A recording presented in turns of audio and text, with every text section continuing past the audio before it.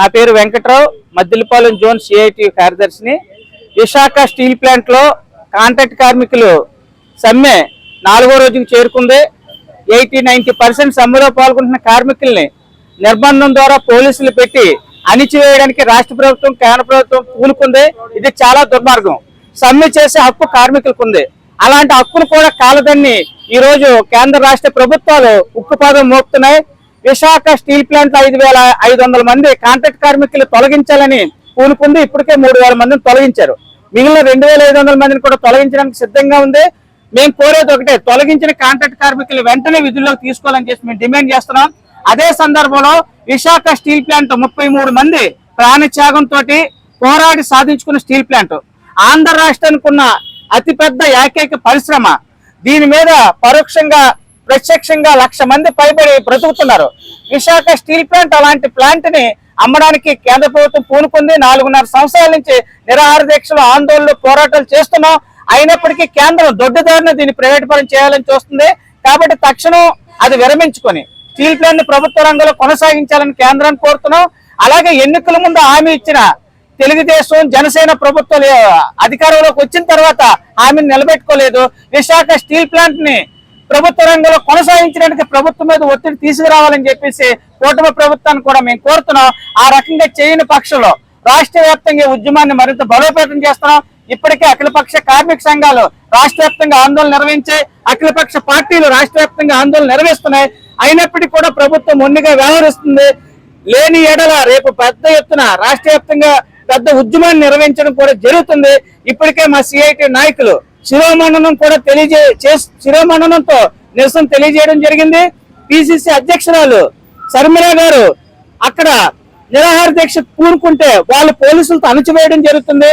మరి గతంలో ఉన్న ప్రభుత్వం పోలీసు నిర్బంధం చేసిందని చెప్పిన ఈ తెలుగుదేశం, జనసేన ప్రతిపక్షంలో ఉన్నప్పుడు చెప్పాయి. మరి వీళ్ళు అధికారంలోకి వచ్చిన తర్వాత ఈ రోజు పోలీసులు పెట్టి ఈ ఉద్యమాన్ని ఆపాలని చూస్తున్నప్పుడు, సమ్మెను ఆపాలని చూస్తున్నప్పుడు ఇది పోలీసు రాజ్యమా అని చెప్పేసి మేము ఈ ప్రభుత్వాన్ని, తెలుగుదేశం, జనసేన కూడా అడుగుతున్నాం. కాబట్టి తక్షణం న్యాయమైన డిమాండ్లు, కాంట్రాక్ట్ కార్మికుల డిమాండ్లు పరిష్కారం చేయాలి. లేని ఏడల ఉద్యమాన్ని మరింత ఉధృతం చేస్తామని చెప్పేసి తెలియజేస్తున్నాం.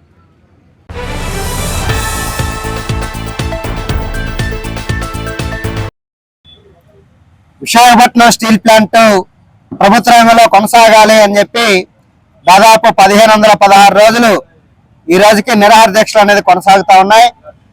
కేంద్రంలో ఉన్నటువంటి బీజేపీ ప్రభుత్వం, నరేంద్ర మోడీ ప్రభుత్వం విశాఖపట్నం స్టీల్ ప్లాంట్ ని చిన్న చిన్న ముక్కలుగా చేసి అమ్మేయాలని చెప్పి చూస్తా ఉన్నాడు, కుట్రలు పడుతూ ఉన్నాడు. దానికి ఈ రోజు రాష్ట్ర ప్రభుత్వం, రాష్ట్ర కూటమి ప్రభుత్వం, తెలుగుదేశం, జనసేన, ఇక్కడ ఉన్నటువంటి బీజేపీ నాయకుల కూటమి ప్రభుత్వం ఏదైతే ఉందో దాన్ని సమర్థిస్తూ ఈ రోజు వాళ్ళకి మద్దతుగా ఇవ్వడం అనేది జరుగుతూ ఉంది. ఇది కేవలం విశాఖపట్నం స్టీల్ ప్లాంట్ లో పనిచేస్తున్నటువంటి 33,000 మంది కార్మికుల్ని ఈ రోజు దఫదఫాలుగా తగ్గించడం అనేది జరుగుతూ ఉంది. ఈ రోజుకి కాంట్రాక్ట్ కార్మికులు దాదాపు 4,000 మందిని పనిలో ఉద్యోగంలో నుండి ఎటువంటి కాగితం కూడా ఇవ్వకుండా తొలగించడం అనేది చేయడం చేశారు.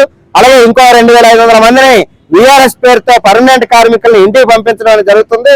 మరో 5,000 మందిని కాంట్రాక్ట్ కార్మికులు తొలగిస్తామని చెప్పి ఇప్పటికే చెప్పడం అనేది జరుగుతోంది. ఈ కాంట్రాక్ట్ కార్మికుల తొలగింపు, పర్మనెంట్ కార్మికుల తొలగింపుకు వ్యతిరేకంగా ఈ రోజు కాంట్రాక్ట్ కార్మికులు, పర్మనెంట్ కార్మికులు ఐక్యంగా సమ్మె అనేది చేస్తా ఉన్నారు. 3 రోజుల నుండి సమ్మె చేస్తుంటే రాష్ట్ర ప్రభుత్వం దాన్ని నివారించాల్సింది పోయి, దాన్ని పరిష్కారం చేయాల్సింది పోయి రాష్ట్ర పోలీసుల్ని లోపల పెట్టి ఈరోజు నిర్బంధాలు ప్రయోగించి పెద్ద ఎత్తున బెదిరింపులకు దిగడం అనేది చాలా దుర్మార్గమైనటువంటిది. దీన్ని సిఐటిగా తీవ్రంగా ఖండిస్తా ఉన్నాం. ఈరోజు విశాఖపట్నం, అలాగే ఆంధ్ర రాష్ట్రం, ఉమ్మడి తెలుగు రాష్ట్రాలు పెద్ద ఎత్తున ఈ విశాఖపట్నం స్టీల్ ప్లాంట్ కోసం పోరాడుతుంటే ఆ విశాఖపట్నం స్టీల్ ప్లాంట్ పోరాటాన్ని పక్కదారి పట్టించేటట్టుగా, ఆర్సీలాల మెట్రల యొక్క ప్రాధాన్యతను పెంచేటట్టుగా బీజేపీ రాష్ట్రంలో ఉన్నటువంటి కూటమి ప్రభుత్వం ప్రయత్నాలు చేస్తుంది. దీన్ని తీవ్రంగా మేము ఖండిస్తున్నాం.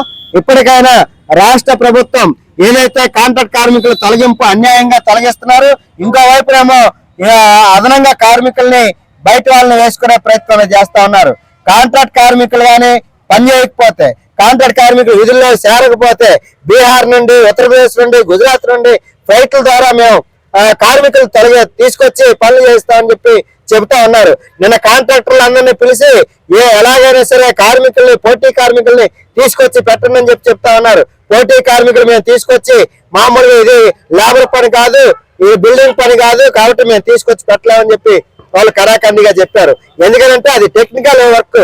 ఈ రోజు వాళ్ళ నైపుణ్యం కలిగినటువంటి వర్క్, ఆ స్కిల్ ఉన్నటువంటి వాళ్ళు మాత్రమే అది చేయగలరు. ఇప్పటికీ వాళ్ళ అనుభవం ఉన్నటువంటి కార్మికుల్ని తొలగించేసి మొత్తం అంతా వాళ్ళ కార్మికులు, పోటీ కార్మికులు తీసుకొచ్చి పెట్టండి అని చెప్పడం చాలా దుర్మార్గమైనటువంటిది.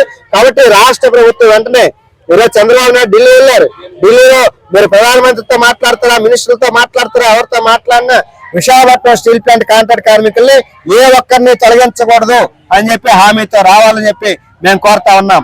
ఇంకో వైపున జూన్ 21వ తారీఖున మొత్తం యోగాంధ్ర చేపడతా ఉన్నారు. విశాఖపట్నానికి నరేంద్ర మోడీ రాబోతున్నాడు. విశాఖపట్నం నరేంద్ర మోడీ వచ్చినట్టయితే స్టీల్ ప్లాంట్ కార్మికులు తొలగించిన కార్మికుల్ని 4,000 మందిని విధుల్లోకి వేసుకోవాలి. అలాగే ఇప్పుడు కార్మికుల తొలగింపు అనేది ఆపాలి. స్టీల్ ప్లాంట్ కి సొంత గనులు కేటాయించాలి. స్టీల్ ప్లాంట్ కి సేవల్లో విలీనం చేయాలని చెప్పి మేము డిమాండ్ చేస్తున్నాం. లేని పక్షంలో విశాఖపట్నంలో ఏ రకంగా నువ్వు యోగా డే జరుపుతావో మేము కూడా నీ సంగతి తెలుస్తామని చెప్పి మేము సిఐటిగా హెచ్చరిక తెలియజేస్తా ఉన్నాం.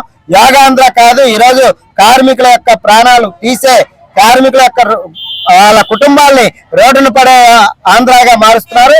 దీన్ని వెంటనే మార్చుకోవాలని చెప్పి రాష్ట్ర కూటమి ప్రభుత్వానికి, బీజేపీకి హెచ్చరిక తెలియజేస్తా ఉన్నాం.